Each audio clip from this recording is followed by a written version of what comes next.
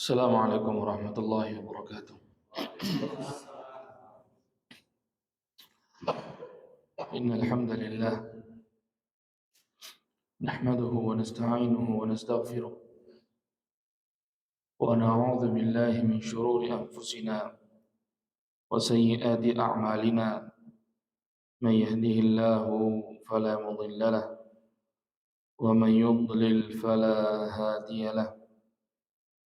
Ashhadu an la ilaha illallah wahdahu la syarika lahu la rabban siwahu wa la ma'buda illa iyyah. وأشهد أن محمدًا عبده ورسوله وصفيه وخليله صلى الله عليه وعلى آله وأصحابه ومن سار على نهجه واستنى بسنته إلى يوم الدين. فإن أصدق الحديث كتاب الله وخير الهدى هدى محمد صلى الله عليه وسلم وشر الأمور محدثاتها إن كل محدثة في الدين بدعة وكل بدعة ضلالة وكل ضلالة في النار ثم أما بعد. إخواني أعزني الله وإياكم جميعا. Alhamdulillah, segala puji bagi Allah Azza wa Jalla yang telah memberikan kepada kita berbagai macam nikmat. Allah Subhanahu wa taala memberikan kepada kita nikmat iman, memberikan kepada kita nikmat Islam, memberikan kepada kita nikmat kesehatan serta kesempatan sehingga kita masih bisa diizinkan oleh Allah Subhanahu wa taala untuk menunaikan perintah-perintahnya dan menjauhi larangan-larangannya. Salawat serta salam semoga tetap tercurah limpahkan kepada Nabi kita yang mulia Muhammad sallallahu alaihi wasallam. Beliau telah menunaikan amanah ini sesuai dengan apa yang diperintahkan oleh Allah Subhanahu wa taala. Beliau juga telah berjihad dengan sebenar-benarnya jihad, sehingga tidak ada satu bagian dari ilmu ini kecuali sudah disampaikan oleh Rasulullah sallallahu alaihi wasallam. Tidak ada satu bagian pun yang terluput daripada penyampaian Rasulullah sallallahu alaihi wasallam, sehingga ketika kita tahu bahwasanya agama ini sudah sempurna, agama ini sudah disampaikan semua oleh Rasulullah sallallahu alaihi wasallam, tugas kita adalah mengikuti apa yang sudah diajarkan oleh Rasulullah sallallahu alaihi wasallam dan tidak melenceng dari apa yang diajarkan beliau. Makanya Nabi sallallahu alaihi wasallam bersabda, "Taraktu fikum amrayni ma in tamassaktum bihima lan tadillu, kitaballahi wa sunnati." Kata Nabi sallallahu alaihi wasallam, "Aku tinggalkan untuk kalian dua perkara yang mana jika kalian berpegang kepada dua perkara ini maka kalian tidak akan tersesat selamanya." Dua perkara tersebut adalah kitab Allah, Al-Quran, dan juga sunnahnya Nabi sallallahu alaihi wasallam. Dari sini jelas bahwasanya agama ini sudah sempurna. Agama ini tidak perlu penambahan sedikit ataupun banyak. Dan kita sebagai umatnya Nabi Muhammad sallallahu alaihi wasallam juga tidak perlu capek-capek untuk menambah-nambah agama ini karena semuanya sudah dijelaskan oleh Rasulullah sallallahu alaihi wasallam.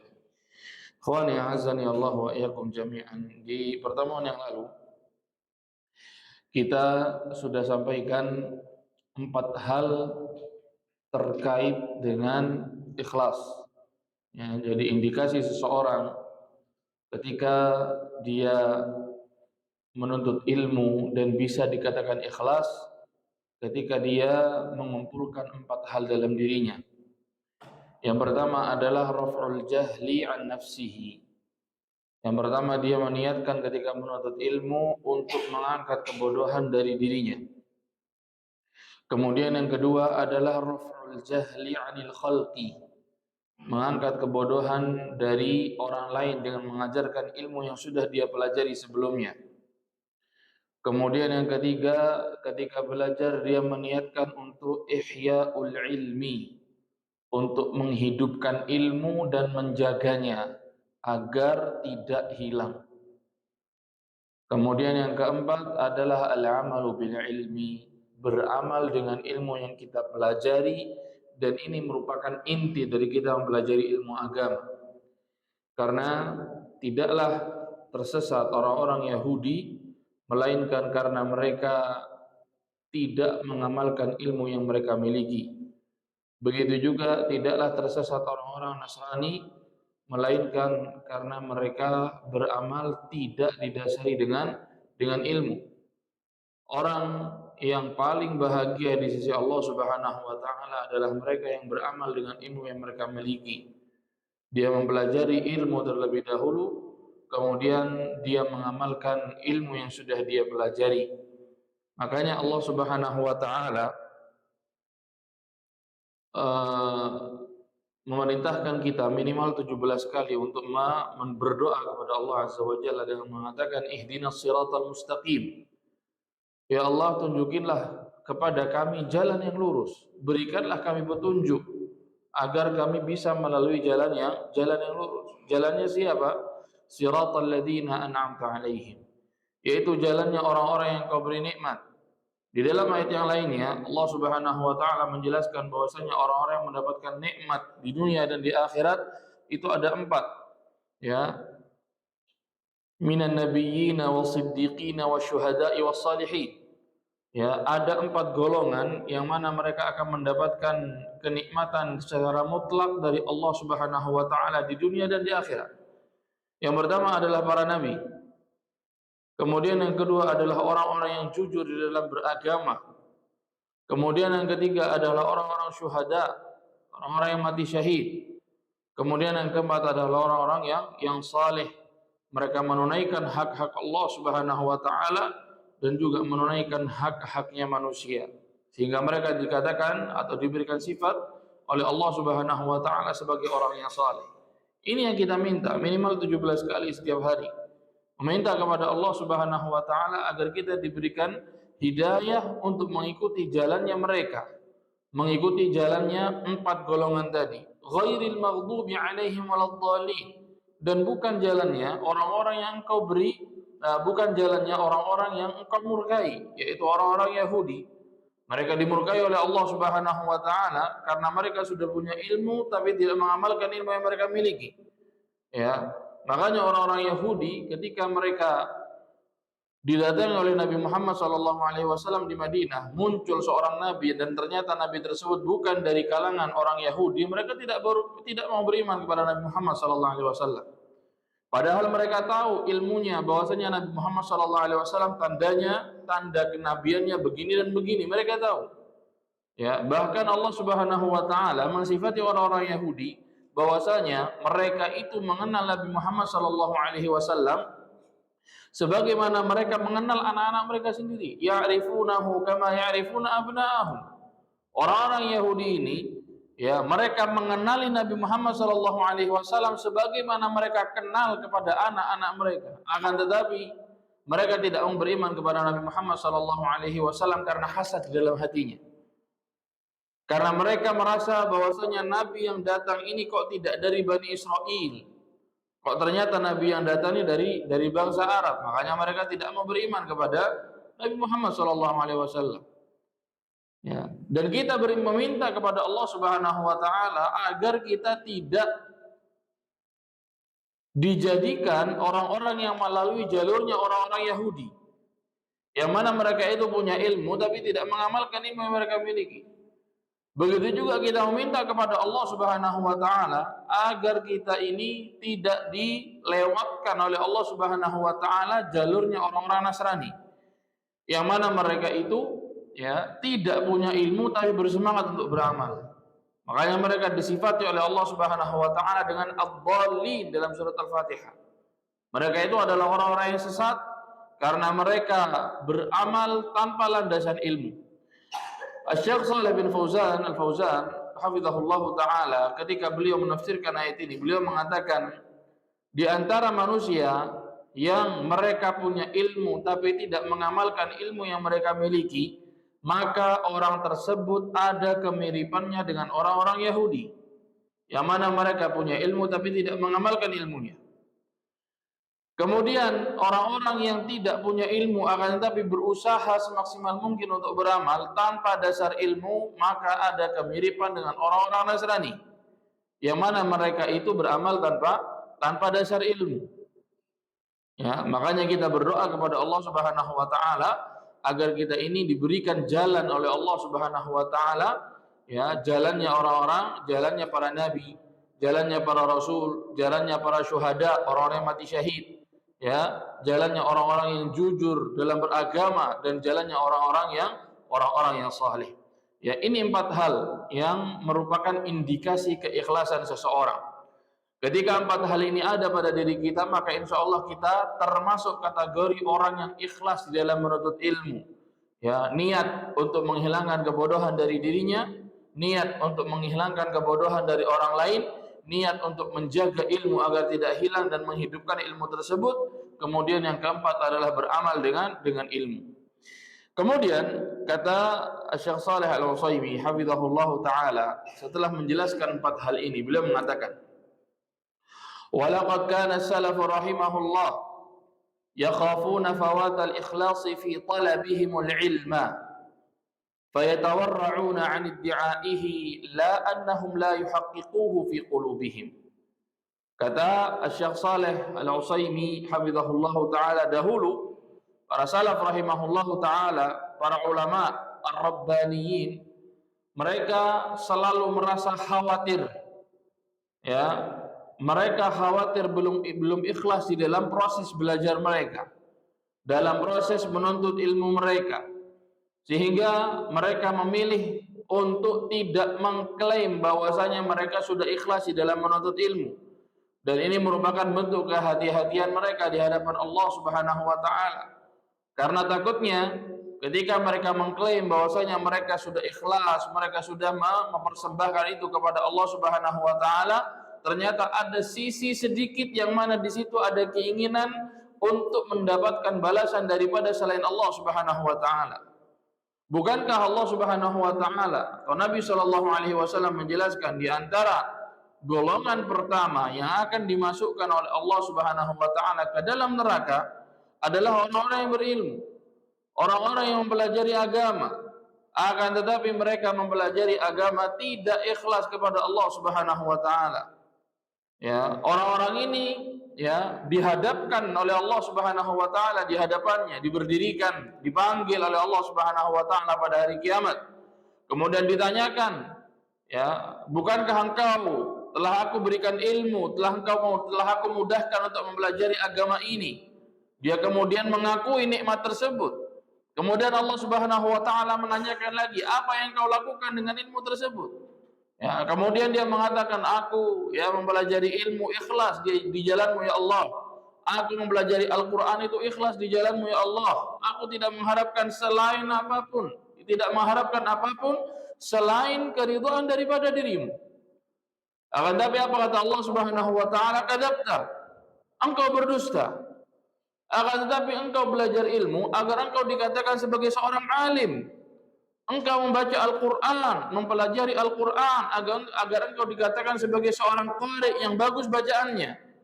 Faqad qil, dan engkau telah mendapatkan itu semua selama di dunia. Apa yang terjadi? Akhirnya Allah Subhanahu wa taala memerintahkan malaikatnya untuk menyeret orang ini kemudian dimasukkan ke dalam neraka oleh Allah Subhanahu wa taala. Karena apa? Karena tidak ikhlas. Bukan karena menuntut ilmunya, bukan karena ngajinya, akan tetapi karena tidak ikhlasnya di dalam beramal. Ya, makanya ini menunjukkan apa? Ini menunjukkan bahwasanya keikhlasan di dalam hati kita itu sangat penting. Makanya para ulama sangat berhati-hati sekali. Ya, ketika ditanyakan apakah engkau sudah ikhlas di dalam menuntut ilmu, mereka tidak menjawab iya. Sebagaimana Imam Ahmad rahimahullahu taala, pernah suatu hari beliau ditanya, hal talabtal ilma lillah? Wahai Abu Abdullah, apakah engkau menuntut ilmu ini karena Allah Subhanahu wa taala? Apakah engkau ini menuntut ilmu ikhlas mengharapkan keridhaan Allah Subhanahu wa taala? Al-Imam Ahmad rahimahullahu taala, ya, atau kalau seandainya pertanyaan ini kita ditanyakan kepada kita masing-masing dari kita, apakah kamu ketika menuntut ilmu sudah ikhlas? Oh iya, saya sudah ikhlas. Saya mengharapkan ridhonya Allah Subhanahu wa taala. Ya, saya tidak mengharapkan balasan dari orang-orang yang hadir di masjid, enggak. Akan tapi seorang ulama ketika ditanyakan pertanyaan yang demikian, apa kata beliau? Lillahi aziz. Kata Al-Imam Ahmad rahimahullahu taala, beliau menjawab, ikhlas itu berat. Beramal untuk mengharapkan ridha Allah Subhanahu wa taala itu sangat berat. Akan tetapi kata beliau, walakinnahu syai'un hubbiba ilayya fatalabtuhu. Akan tetapi menuntut ilmu adalah sesuatu yang dimasukkan rasa cinta oleh Allah Subhanahu wa taala ke dalam hatiku. Yakni Allah Subhanahu wa taala memasukkan rasa cinta ke dalam hatiku agar aku bisa menyintai ilmu, makanya kemudian aku senantiasa mempelajarinya. Hanya itu saja. Ya, beliau tidak menjawab, "Oh iya, saya sudah ikhlas kepada Allah Subhanahu wa taala." Tidak. Tapi beliau mencari cara lain gimana caranya menjawab sehingga jawaban tersebut tidak difahami oleh orang lain bahwasanya beliau mengklaim bahwasanya dirinya ikhlas. Karena itu yang berat. Karena Allah Subhanahu wa taala telah melarang kita untuk mentazkiyah diri kita sendiri. Wala tuzakku anfusakum. Kata Allah Subhanahu wa taala, jangan kalian berusaha mentazkiyah diri kalian sendiri. Berusaha membersihkan diri kita sendiri dengan mengatakan, "Oh, saya sudah ikhlas. Oh, saya melakukan ini karena Allah Subhanahu wa taala. Oh, saya begini, oh saya begini." Semuanya saya harapkan balasan dari Allah Subhanahu wa taala. Ya, dengan selorohnya dia mengatakan demikian. Akan tapi Allah Subhanahu wa taala tahu dengan apa yang ada di dalam hati kita. Allah Subhanahu wa taala tahu dengan niat-niat yang terselubung di dalam masing-masing dari kita. Sehingga jangan sekali-kali kita sudah mengklaim keikhlasan kepada Allah Subhanahu wa taala. Justru seharusnya kita selalu berusaha, ya, menganggap diri kita itu masih muqassir, menganggap diri kita itu masih belum sempurna di dalam beramal. Kalau kita lihat Nabi Ibrahim alaihissalam dan juga Nabi Ismail alaihissalam, ketika beliau berdua diperintahkan oleh Allah Subhanahu wa taala untuk meninggikan Ka'bah pada saat itu, wa idh yarfa'u Ibrahimul qawa'ida minal baiti wa Ismailu. Ketika Allah Subhanahu wa taala atau ketika Nabi Ibrahim dan Nabi Ismail meninggikan bangunan Ka'bah pada saat itu, apa kata mereka? Rabbana taqabbal minna innaka antas sami'ul alim. Wahai Rabb kami, terimalah amalan kami. Di dalam tafsir Ibnu Katsir dijelaskan bahwasanya Nabi Ibrahim dan Nabi Ismail, ya, seraya menaikkan batu untuk membangun Ka'bah, naruh batu kemudian berdoa, Rabbana taqabbal minna. Wahai Rabb kami, terimalah amalan-amalan kami, innaka antas sami'ul alim, engkau adalah zat yang maha mendengar lagi maha mengetahui. Kemudian mengangkat batu lagi, diangkat lagi untuk diletakkan di bangunan Ka'bah. Lalu kemudian berdoa, Rabbana taqabbal minna, ya Allah, terimalah amalan kami ini, innaka antas sami'ul alim, engkau adalah zat yang maha mendengar lagi maha mengetahui. Kemudian diangkat lagi batu, terus berdoa kepada Allah Subhanahu wa taala. Amalan yang lebih ada, apakah ada amalan yang lebih agung daripada membangun Ka'bah? Nabi Ibrahim alaihissalam diperintahkan oleh Allah Subhanahu wa taala untuk membangun Ka'bah. Kemudian membangun Ka'bah tersebut dengan ikhlas kepada Allah Subhanahu wa taala bersama anaknya. Akan tetapi mereka berdua tidak merasa jumawa di hadapan Allah dengan mengatakan, "Oh, saya sudah bangun Ka'bah. Saya sudah bangun kiblatnya manusia." Tapi apa yang beliau panjatkan? Beliau memanjatkan kepada Allah Subhanahu wa taala, meminta agar amalan tersebut diterima oleh Allah Subhanahu wa taala. Ini sangat luar biasa. Sekelas Nabi Ibrahim saja takut amalannya tidak diterima oleh Allah Subhanahu wa taala. Apalagi kita, yang mana kita ini sangat banyak sekali melakukan dosa. Bahkan ayat selanjutnya Allah Subhanahu wa taala menceritakan doanya Nabi Ibrahim alaihissalam. Beliau mengatakan, beliau berdua, Nabi Ibrahim dan Nabi Ismail, "Wa tub 'alaina innaka antat tawwabur rahim." Terimalah taubat kami ya Allah. Sesungguhnya Engkau adalah zat yang maha menerima taubat. Nabi Ibrahim saja selalu bertaubat kepada Allah. Nabi Ibrahim saja yang diperintahkan untuk membangun Ka'bah dan menunaikan dengan ikhlas, beliau masih meminta kepada Allah Subhanahu wa taala agar amalannya diterima. Bagaimana dengan kita? Yang mana kita sama sekali tidak tahu apakah amalan kita diterima oleh Allah Subhanahu wa taala ataukah tidak. Jangankan seluruh amalan kita, satu sujud kita tidak tahu sujud kita yang mana yang diterima oleh Allah Subhanahu wa taala. Akan tetapi yang kita tahu pasti bahwasanya dosa-dosa kita naik kepada Allah Subhanahu wa taala. Dosa-dosa kita sudah dicatat oleh para malaikat. Apakah dengan kondisi kita yang seperti ini kita tidak meminta kepada Allah Subhanahu wa taala agar Allah memberikan kita atau Allah menerima amalan-amalan kita? Apakah kita kemudian tidak pernah berdoa kepada Allah Subhanahu wa taala agar Allah Subhanahu wa taala selalu menerima taubat-taubat kita?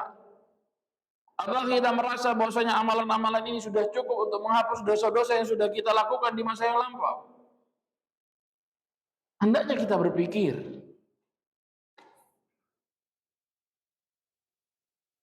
Kalau kita melihat sejarah Islam, melihat sejarah para nabi, mereka semua selalu minta kepada Allah Subhanahu wa taala agar amalannya diterima oleh Allah. Mereka selalu bertaubat kepada Allah Subhanahu wa taala. Nabi SAW bahkan disebutkan dalam sebuah hadis, salah seorang sahabat pernah melihat Nabi SAW, Nabi sekali duduk beristighfar kepada Allah Subhanahu wa taala sebanyak 70 kali. Meminta ampun kepada Allah Subhanahu wa taala sebanyak 70 kali. Dosa apa yang sudah dilakukan oleh Nabi Muhammad SAW? Apakah beliau telah melakukan dosa yang sangat besar sehingga mengundang murka Allah Subhanahu wa taala? Tidak. Nabi SAW melakukan sholat malam sampai kakinya pecah-pecah. Aisyah radhiyallahu anha yang melihat kondisi Rasulullah SAW pada saat itu, beliau bertanya kepada Nabi Muhammad SAW, bukankah engkau adalah seorang nabi yang dipilih oleh Allah Subhanahu wa taala, yang mana amalanmu sudah diterima, dosa-dosamu yang lampau dan yang akan datang sudah diampuni oleh Allah Subhanahu wa taala. Kenapa kemudian engkau beribadah sedemikian rupa sampai kakimu pecah-pecah? Nabi SAW mengatakan, "Ya Aisyah, afala akunu 'abdan syakura?" Wahai Aisyah, tidak bolehkah aku menjadi seorang hamba yang selalu bersyukur kepada Allah Subhanahu wa taala atas segala nikmat yang diberikan oleh Allah Subhanahu wa taala? Ya. Makanya kita ini jangan sekali-kali merasa pede dengan amalan-amalan kita.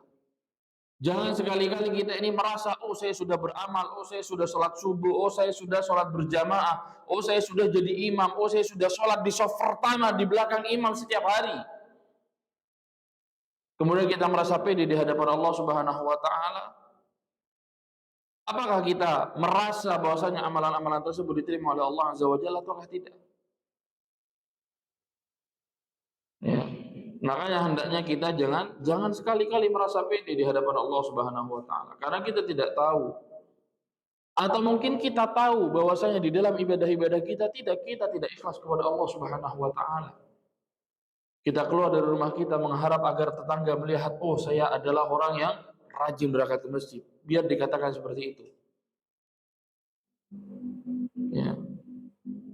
Ingin berebut jadi imam agar dikatakan, oh ini orang cara ngajinya bagus, biar dikatakan seperti itu tujuan dia.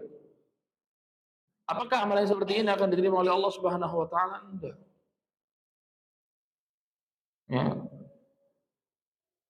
Makanya kita jangan merasa pede dengan amalan-amalan yang kita lakukan. Perhatikan Imam Ahmad rahimahullah ketika ditanya, Ya, Imam Ahmad rahimahullahu taala, beliau itu hafal hadis 1 juta hadis beliau hafal. 1 juta hadis hafal semuanya. Tapi ketika ditanya, apakah engkau wahai Imam Ahmad belajar ilmu ini ikhlas kepada Allah Subhanahu wa taala? Kata beliau, ikhlas itu sangat berat. Akan tetapi Allah Subhanahu wa taala memasukkan rasa cinta terhadap ilmu di dalam hatiku sehingga akhirnya aku senantiasa mempelajari agama ini. Ya. Lihat bagaimana cara menjawabnya Imam Ahmad rahimahullahu taala sehingga tidak diklaim bahwasanya beliau mentazkiyah diri beliau sendiri, tidak. Ya. Khawani azani Allah wa iyyakum jami'an. Kemudian Asy-Syaikh Shalih Al-Utsaimin melanjutkan, wa man dhayya'a al-ikhlas fatahu ilmun katsirun wa khairun wafir. Barang siapa yang tidak memperdulikan keikhlasan di dalam dirinya, maka dia akan kehilangan banyak ilmu dan dia akan kehilangan banyak limpahan kebaikan yang akan diberikan oleh Allah Subhanahu wa taala. Karena tadi ketika seorang tidak ikhlas, maka nanti di hadapan Allah Subhanahu wa taala dia tidak akan mendapatkan apa-apa. Dia akan dipanggil oleh Allah Subhanahu wa taala, dihadirkan seluruh amalannya, kemudian amalannya dijadikan sebagaimana debu yang berterbangan, tidak ada artinya di sisi Allah Subhanahu wa taala. Ya. Makanya permasalahan ikhlas ini adalah permasalahan yang sangat penting. Permasalahan ikhlas merupakan fondasi dari setiap amalan kita. Karena ketika kita tidak mengharapkan ridha Allah Subhanahu wa taala di dalam amalan-amalan kita, maka itu akan berbahaya untuk diri kita sendiri, bukan untuk Allah Subhanahu wa taala. Seluruh amalan yang kita amalkan, seluruh perbuatan yang kita lakukan selama kita di dunia itu nanti akan kembali kebaikannya atau keburukannya kepada kita sendiri. Faman ahsana falinafsi. Siapa yang berbuat baik, maka kebaikan tersebut akan kembali kepada dirinya, kata Allah Subhanahu wa taala. Wa man asaa fa 'alaiha. Begitu pula sebaliknya, siapa yang berbuat buruk, maka keburukan tersebut akan kembali kepada dirinya sendiri, bukan kembali kepada Allah Subhanahu wa taala. Makanya Allah Subhanahu wa taala dalam hadits qudsi mengatakan, kalau seandainya seluruh manusia dari awal sampai akhir, dari manusia pertama sampai manusia terakhir, mereka semua beriman kepada Allah Subhanahu wa taala, keimanan mereka sama semua seperti keimanannya Nabi Muhammad sallallahu alaihi wasallam, mazada dzalika fi mulki syai'an. Keimanan tersebut sama sekali tidak menambah kerajaanku sedikit pun. Dan kalaupun seandainya, kata Allah Subhanahu wa taala, manusia dari awal sampai akhir mereka berkumpul dan keimanan mereka dan keburukan mereka atau kekufuran mereka sama seperti kekufurannya Abu Jahal semuanya, mana qasadzalika fi mulki syai'an. Itu sama sekali tidak akan mengurangi kerajaanku sedikit pun. Menunjukkan apa? Allah Subhanahu wa taala sama sekali tidak butuh dengan kita. Ketika Allah Azza wa Jalla memerintahkan kita untuk beribadah kepada Allah Azza wa Jalla, Allah mengatakan, "Wa ma khalaqtul jinna wal insa illa liya'budun." Dan tidaklah aku menciptakan jin dan manusia kecuali agar mereka beribadah kepadaku. Kemudian Allah melanjutkan, "Ma uridu minhum min rizqin wa ma uridu minhum an yut'imun." Kata Allah Subhanahu wa taala, aku tidak minta rizki dari kalian. Wa ma uridu an yut'imun, dan aku tidak minta makan dari kalian. Innallaha huwar razzaqu dzul quwwatil matin. Sesungguhnya Allah Subhanahu wa taala adalah zat yang maha pemberi rizki dan yang memiliki kekuatan yang luar biasa. Ini Allah Subhanahu wa taala. Allah tidak peduli. Allah tidak Allah Subhanahu wa taala tidak merasa bertambah kerajaannya dengan keimanan kita, dan Allah Subhanahu wa taala tidak berasa berkurang kerajaannya dengan kemaksiatan yang kita lakukan. Akan tetapi itu semua akan kembali kepada diri kita. Ketika kita melakukan kebaikan, maka kebaikan tersebut akan kembali kepada diri kita dengan pahala yang disiapkan oleh Allah Subhanahu wa taala, dengan karunia yang akan diberikan kepada seseorang yang dia berbuat baik selama di dunia, yang mana mereka ikhlas di dalam amalan-amalannya.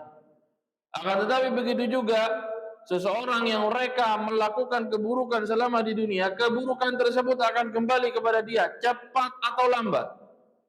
Faman asa'a fa'alaiha. Siapa yang berbuat buruk, kata Allah Subhanahu wa taala, maka keburukan tersebut akan kembali kepada dirinya, bukan kembali kepada Allah Subhanahu wa taala. Ya. Makanya seseorang yang meninggalkan keikhlasan, maka dia telah kehilangan sangat banyak kebaikan. Karena dia sudah capek 2 kali. Ya, seseorang ketika meninggalkan keikhlasan, dia itu capeknya 2 kali. Capek ketika dia melakukan amalan selama di dunia, dia capek cari muka.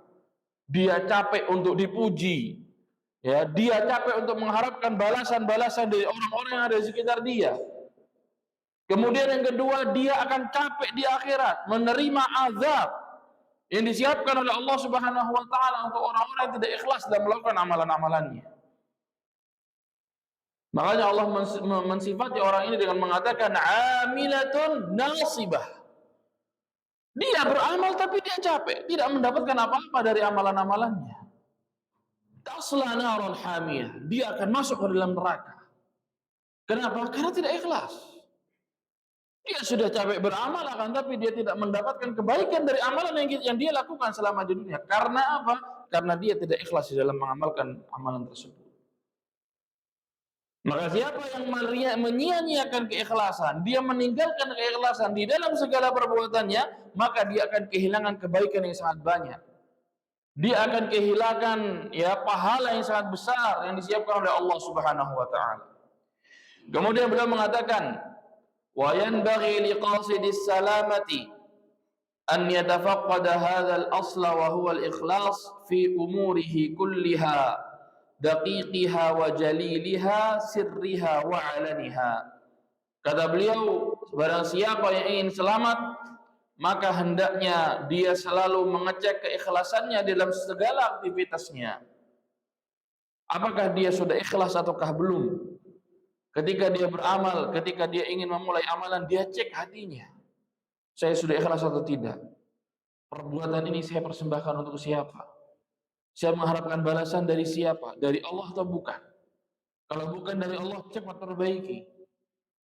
Perbaiki niat tersebut agar kita mendapatkan ridho dari Allah Subhanahu wa taala dengan amalan yang kita lakukan. Ya. Makanya kata beliau, siapapun yang ingin selamat, hendaknya dia selalu mengecek keikhlasan di dalam segala aktivitasnya. Entah aktivitas tersebut kecil ataupun besar.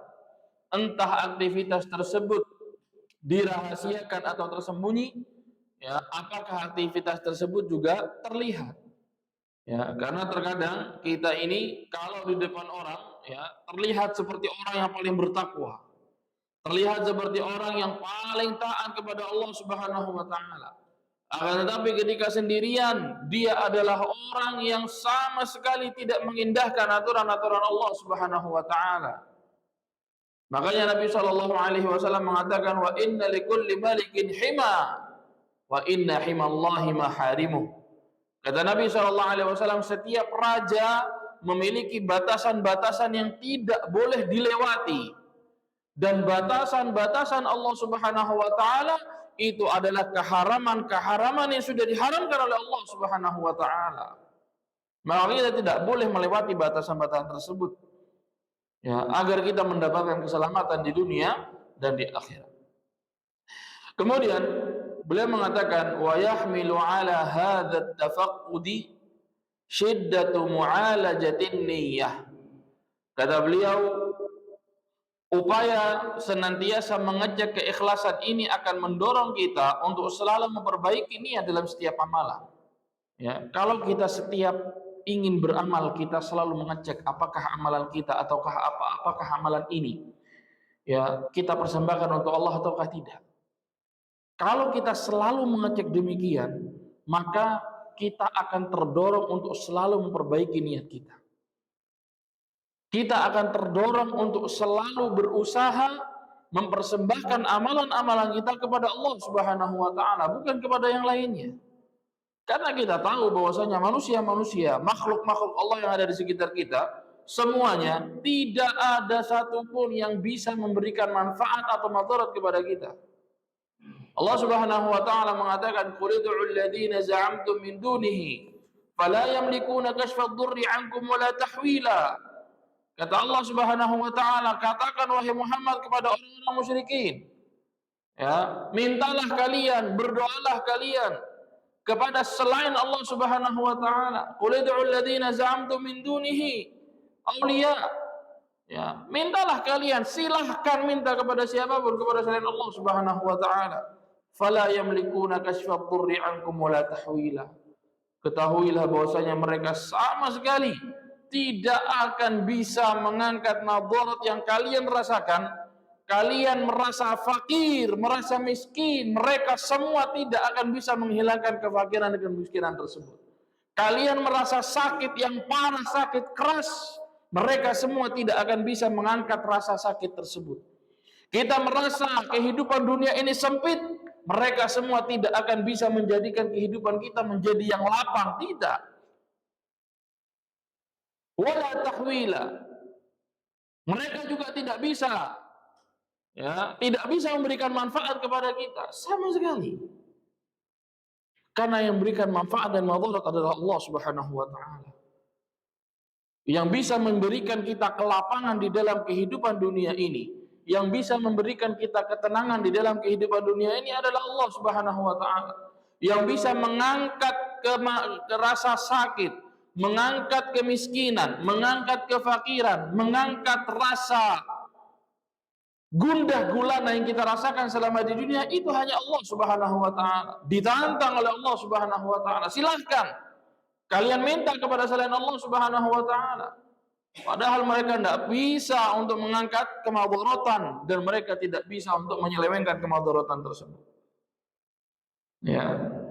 Makanya ini perlu kita perhatikan. Kalau kita tahu hakikat makhluk yang ada di sekitar kita, bahwasanya mereka sama sekali tidak bisa memberikan manfaat kepada kita sedikit pun, maka akan kita akan selalu berusaha untuk mengikhlaskan setiap amalan kita kepada Allah Subhanahu wa taala. Karena kita tahu orang-orang yang ada di sekitar kita semuanya kondisinya sama seperti kita. Mereka juga butuh bantuan, mereka juga punya permasalahan yang harus diangkat permasalahan tersebut, mereka juga ingin mendapatkan manfaat selama di dunia, akan tetapi itu semua tidak ada yang bisa memberikan kecuali Allah. Ya, makanya seorang ulama mengatakan bahwasanya ketika seorang manusia mengharapkan balasan dari manusia yang lainnya, sejatinya dia sedang meminta pertolongan dari orang yang berada di dalam penjara. Ya. Kita ini kondisinya sekarang seakan-akan berada di dalam penjara. Kalau kita mau atau kalau kita mengharapkan balasan dari orang-orang yang ada di sekitar kita, yang kita sama-sama berada di dalam penjara, maka itu tidak ada manfaatnya. Dia juga sama-sama di dalam penjara sama kita. Dia juga membutuhkan apa yang kita butuhkan. Mereka juga menginginkan apa yang kita inginkan. Kenapa kita minta sama dia? Justru kita meminta balasan, meminta pahala dari zat yang berada di luar penjara, yaitu Allah Subhanahu wa taala. Karena yang bisa melepaskan keburukan, yang bisa melepaskan kesulitan kita semua hanya Allah Subhanahu wa taala, bukan yang lainnya. Ya. Kalau kita sudah tahu hakikat manusia demikian, mereka memiliki kebutuhan sama dengan kebutuhan yang kita butuhkan, mereka juga mengharapkan hilangnya penyakit, hilangnya kesulitan, hilangnya kesukaran yang mereka rasakan, itu juga sama seperti kita. Kita juga ingin kesulitan, keburukan yang kita rasakan juga hilang dari diri kita. Maka kita hanya minta kepada Allah Subhanahu wa taala, zat yang bisa memberikan manfaat, zat yang bisa mengangkat madarat dari diri kita. Ya. Dan kita diperintahkan oleh Allah Subhanahu wa taala untuk selalu berdoa kepada Allah, bukan kepada selainnya. Allah Subhanahu wa taala mengatakan, "Ud'uni astajib lakum." Berdoalah kalian kepadaku, kata Allah Subhanahu wa taala, pasti aku jawab doa kalian. Pasti aku berikan doa kalian. Meskipun tidak sesuai dengan apa yang kita inginkan, akan tetapi doa-doa yang kita panjatkan pasti akan memberikan kepada kita efek yang positif. Entah Allah Subhanahu wa taala mengabulkan apa yang kita inginkan, atau Allah Subhanahu wa taala ya menjadikan kita selamat dari keburukan yang menimpa kita, atau Allah Subhanahu wa taala menyimpan doa kita sehingga itu diberikan kepada kita ketika nanti hari kiamat, ketika itu sudah masuk surga. Artinya panjatan doa kita kepada Allah Subhanahu wa taala sama sekali tidak akan ada ruginya. Itu semua akan mendatangkan manfaat meskipun tidak kita dapatkan di dunia. Pasti kita akan dapatkan balasan tersebut di akhirat nanti. Allah Subhanahu wa taala sama sekali tidak akan menyia-nyiakan hambanya yang berdoa kepada Allah Subhanahu wa taala. Bahkan Allah Subhanahu wa taala setiap sepertiga malam terakhir Allah turun ke langit dunia dan bertanya, siapa yang berdoa, aku balas atau aku jawab doanya. Siapa yang meminta, maka aku berikan pintaannya. Ini Allah Subhanahu wa taala. Ikhwani azani Allah wa iyyakum jami'an, diazankan dulu nanti lanjutkan sedikit insyaallah. Bismillah wassalatu wassalamu ala Rasulillah wa ala alihi wa ashabihi wa man sara ala nahjihi wastanna bi sunnatihi ila yaumid amma ba'du. Ikhwani azani Allah wa iyyakum jami'an. Kata Syekh Shalih Al-Utsaimin hafizahullah taala tadi, wa yahmilu ala hadha tafaqqudi syiddatu mu'alajati an-niyyah.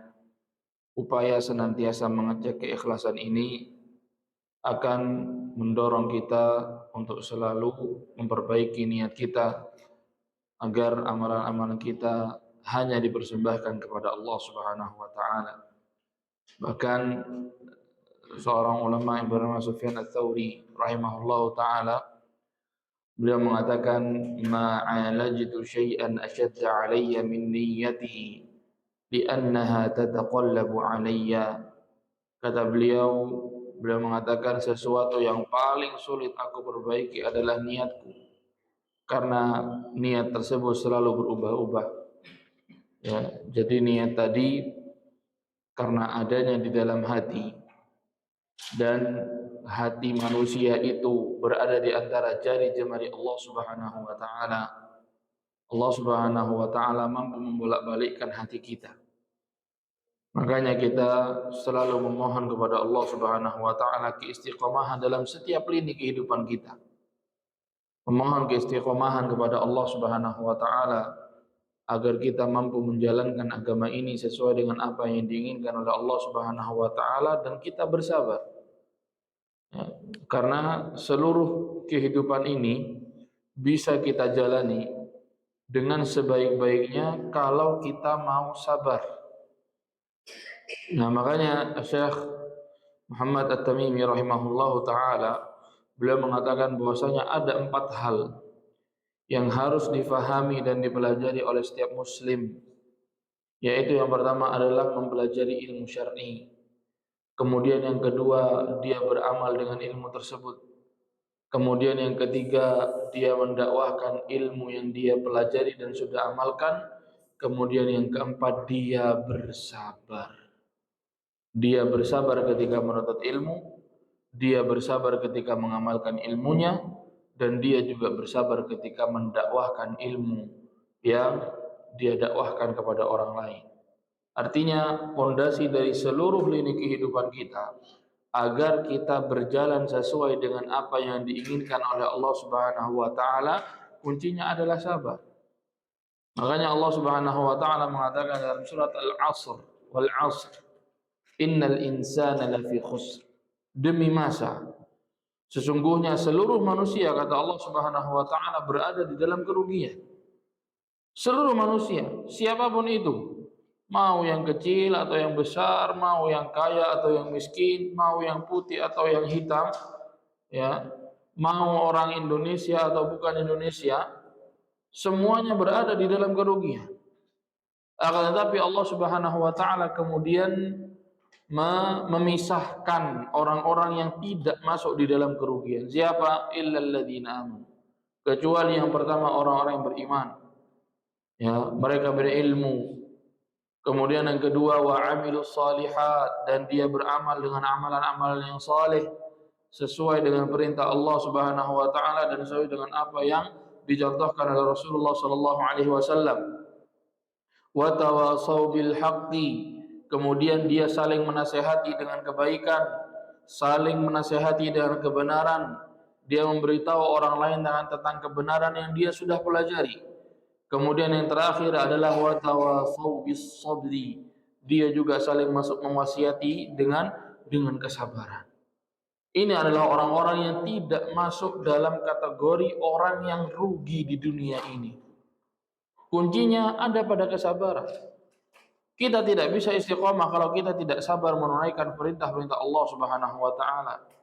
Kita tidak bisa bertahan untuk setiap hari datang ke masjid 5 kali kalau kita tidak diberikan kesabaran oleh Allah Subhanahu wa taala. Makanya kenikmatan terbesar yang Allah Subhanahu wa taala berikan kepada kita semua adalah nikmat kesabaran. Yang mana sabar ini bisa masuk ke dalam segala lini kehidupan kita. Kalau kita tidak sabar di dalam menjalani kehidupan ini, maka kita tidak akan kuat untuk menjalani kehidupan ini. Pasti tidak akan kuat. Akan tapi karena masing-masing kita memiliki kesabaran, maka kesabaran itu menjadi modal terbesar kita untuk selalu berusaha istiqamah, selalu berusaha menjalani agama Allah Subhanahu wa taala sesuai dengan apa yang diperintahkan dan sesuai dengan apa yang dicontohkan oleh Rasulullah sallallahu alaihi wasallam. Makanya Sufyan Ats-Tsauri rahimahullahu taala, ya, beliau mengatakan bahwasanya sesuatu yang paling sulit untuk diperbaiki adalah niatnya.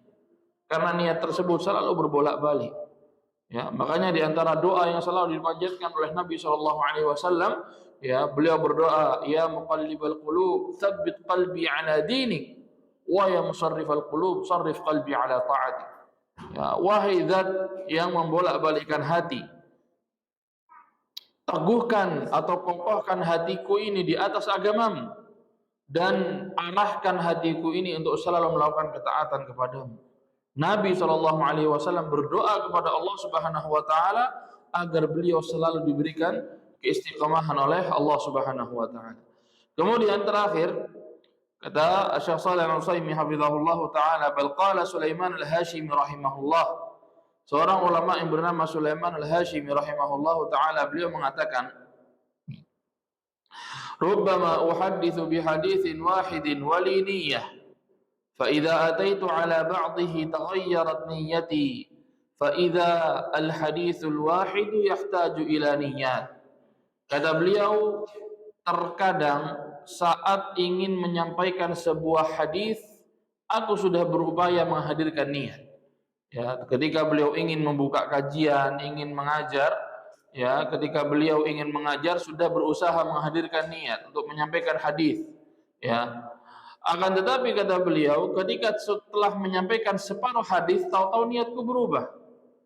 Ya, hadisnya panjang misalnya, dari awal dia ikhlas. Akan tapi mungkin ketika melihat bahwasanya muridnya sangat banyak, ketika ternyata banyak orang yang hadir di dalam kajiannya, mungkin niatnya bisa berubah. Makanya kata beliau, di awal aku sudah berusaha menghadirkan keikhlasan kepada Allah Subhanahu wa taala ketika ingin mengajar.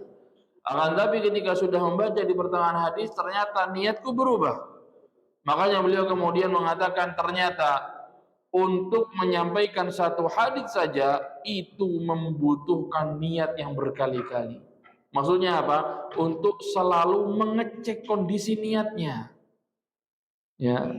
Terkadang kita sholat 4 rakaat, ya, sholat 4 rakaat. Rakaat pertama masih ikhlas, rakaat kedua ikhlas, rakaat ketiga ikhlas. Mau salam, ya, ternyata di sampingnya ada siapa? Ada orang tuanya, ada mertuanya, ada siapanya.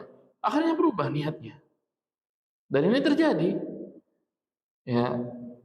Makanya kita selalu berdoa kepada Allah Subhanahu wa taala agar Allah Subhanahu wa taala terus menjaga niat kita, agar amalan-amalan kita selalu kita persembahkan kepada Allah, agar kita bisa mendapatkan janji yang sudah dijanjikan oleh Allah Subhanahu wa taala kepada orang-orang yang ikhlas, kepada orang-orang yang selalu istiqamah di jalan Allah Subhanahu wa taala, agar kita dikumpulkan oleh Allah Subhanahu wa taala ketika hari kiamat dengan para nabi, dengan para syuhada, orang-orang yang syahid di jalan Allah Subhanahu wa taala, ya, dengan orang-orang yang jujur, ya, dalam beragama, dan dengan orang-orang yang saleh yang mana mereka semua dijanjikan dan dijamin oleh Allah Subhanahu wa taala untuk mendapatkan kebahagiaan yang mutlak di dunia dan di akhirat. Ikhwani azani Allah wa iyyakum jami'an. Mungkin sampai sini kajian kita pada kesempatan kali ini. Mudah-mudahan apa yang kita sampaikan ini bermanfaat untuk diri kami pribadi dan jamaah sekalian, dan bisa menyebabkan, ya, ilmu yang kita pelajari bisa menyebabkan kita diangkat derajatnya di sisi Allah Subhanahu wa taala. Subhanakallahumma wa bihamdika asyhadu an la ilaha illa anta astaghfiruka wa atubu ilaik. Wassalamualaikum warahmatullahi wabarakatuh.